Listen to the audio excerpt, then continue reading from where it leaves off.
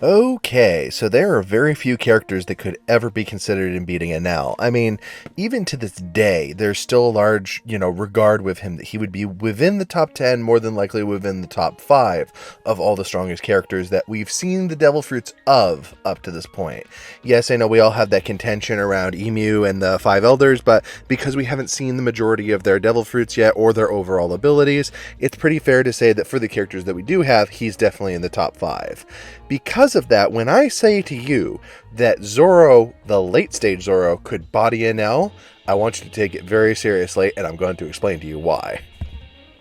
I mean, for this to really make sense, let's go over their powers and abilities fairly briefly. I mean, Enel's the easiest because he has had no change over the course of the series because he only appeared in Skypiea.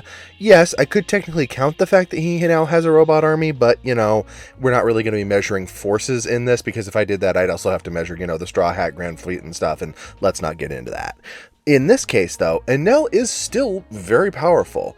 Oda admitted that if he had been a pirate, not on Skypiea, his bounty would have been 500 million, well above anybody that we'd seen up to that point in time. Because of that, it's interesting to note that his abilities are mostly based around the Rumble Fruit, obviously, giving him the ability to turn into lightning, summon lightning, project lightning, create massive amounts of electricity in general, and yeah, most of his abilities really do rely on blasting. That is the big aspect of his power that he always focuses on. He just releases the blasts in different, quantities, varieties, and even different shapes. Now, as a Logia user, he's also immune to any form of physical damage or contact, except for very particular situations, and he's also equipped with Mantra, which we know as Haki, and of those, though, he's only skilled with Observation Haki. He does not have Armored, and he does not possess Supreme King, which is kind of funny. It's an indication that even though he called himself a god, he did not have the ability of the Supreme King. And then, of course, we go to Zoro. Zoro does not have any Devil Fruit powers. On the other hand, he has some of the most variety in powers. He has his free sword style, which really could be broken down into freestyles in and of itself, because he can go from having 1, 2, or free swords.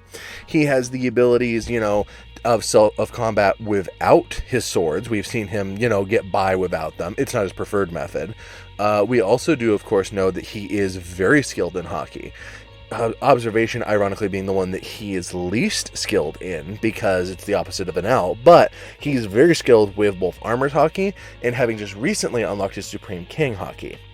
Now, the reason that I say that late stage Zoro could body Enel is that Enel never fought anyone with Armors or Supreme King Haki at the time that they were fighting. I mean, obviously Luffy would get those later, but he didn't have them when he fought him. He relied solely on his rubber advantage. Now, the funny thing about Haki is that it takes away the principal advantage of being a Logia user. Your body is made of the element. So because of that, Zoro would now have the ability to effectively cut Enel, the one thing he couldn't do in their first matchup, and it's the reason he lost to him. Barring that, Zoro's ability to basically withstand electricity, as he withstands more than one shot from Enel in that whole series, would be countered with the fact that he can now harm him. And that's the only real reason you need to know that he can harm Enel, but even playing it out in any kind of situation, Zoro's skills have progressed so much farther. Armored Haki alone would allow him to touch Enel, but his free sword style has progressed remarkably fast. He is now, not quite on Mihawk's level, or probably, Riley's, but he's really, really close. And we know that because eventually he has beat every swordsmaster that he's come up against throughout the whole series, even ones who were augmented with Devil Fruits.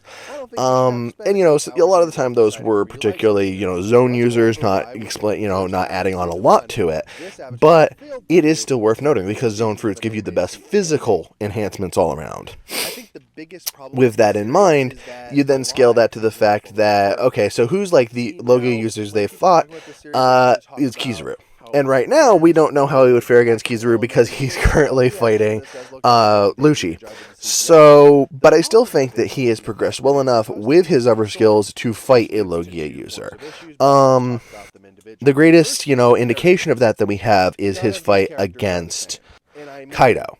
Now, obviously, Kaido is not a Logia user, but in some instances, I genuinely think Kaido is regarded as stronger than a Logia user. Because else, why not send one of the admirals to Wano to try and take him out? The answer is his mythical zone probably trumps all free admirals. That's why they wouldn't risk them against him. So, because of that, okay, it was Luffy that beat Kaido. Obviously, Zoro got knocked out. But Zoro had also been fighting quite a few opponents before that, and he fights quite a few, defeating King after. So, you take that into account. Also, it was the damage that he did, along with Killer and Kid and Law, that helped Luffy to actually be able to beat Kaido. Now, how much did he contribute overall? He was probably the one that did the most internal damage next to Law. So bear that in mind. And Law uses radiation to tear apart internal organs and muscles, which goes a long way to show you the regenerative power that obviously a mythical zone fruit can give you. But the fact that Zoro did damage even somewhere close to something so surgical like that is impressive. Which is why I think if he's paired up against any Logia user who's just used to being a Logia user, like Enel is, he would absolutely win. But what do you think? Is there somebody else that you think Zoro could absolutely beat? And who do you think Enel could be in the current story?